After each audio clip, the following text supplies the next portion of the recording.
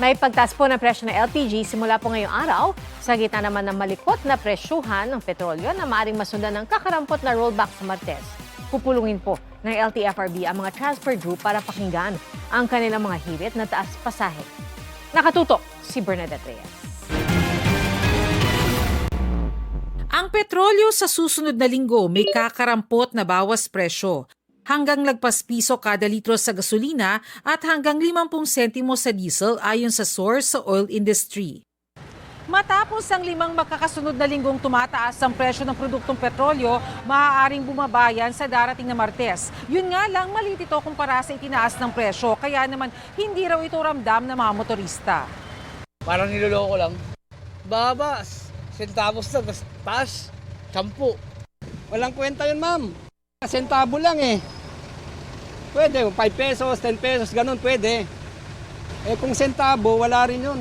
Di sapat. Kasi magkano lang, 10 lang eh, ang taas ng diesel. Kaya iisa ang busina ng mga transport group, taas pasahe. 2 hanggang 10 piso ang hirit ng 3 grupo ng mga jeepney driver at operator. Humihirit din ng taas singil ang UV Express, motorcycle taxi at taxi. Sa Lunes, magkakaroon ng pagdinig sa iba't ibang fare hike petition ang Land Transportation Franchising and Regulatory Board o LTFRB. We look at the wages ng ating mga mananakay para makita yung kanilang kakayanan para magbayad ng certain fair rate. Of course, yung inflationary effect na kukunin po natin sa DepDev. Tapos kinukuha natin yung ebidensya rin ng commuters. Mabigat po. Ilan sakay din po kasi yun eh. Kaya? Imbis na pang dagdag allowance, ipapamasahe mo pa. Okay lang naman po kasi mataas din po talaga yung gasolina eh. Plano ring palawigin ang fuel subsidy kung saan may 10 pesos na discount para sa qualified beneficiaries. Sa tala ng Department of Energy, mahigit 90,000 na ang mga nakikinabang dito. Ang Valenzuela City Transportation Office namamahagi naman ng 1,000 fuel subsidy sa bawat tsuper.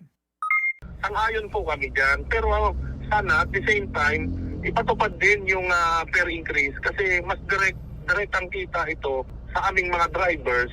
Ito ipang matagalan, hindi katulad po nung fuel subsidy per liter. Hindi kasama sa nagpetisyon ng taas pasahe ang Liga ng Transportasyon at mga operators sa Pilipinas o LTOP, pero suportado nila ito. Meron na tayong fare adjustment formula na na-approve na sa LTFRB, na-approve na sa NEDA. Bakit hindi nila nang sundin nila? Puro band-aid solution eh. Parang nakakasawa na eh. Para bang wala naman nangyayari. Yung oil deregulation law ang dapat nilang pagtunan dahil kasi yung batas na yan, ayan ang nagpaparusa. Isa pang may taas presyo ngayong buwan ng LPG. Ang isang kumpanya, 3 piso ang patong sa kada kilo ng LPG, epektibo ngayong araw. Pag biglang tumaas uli, wala na kami kikitain, puro na lang sa gas. Bernadette Reyes, Nakatutok, 24 Oras.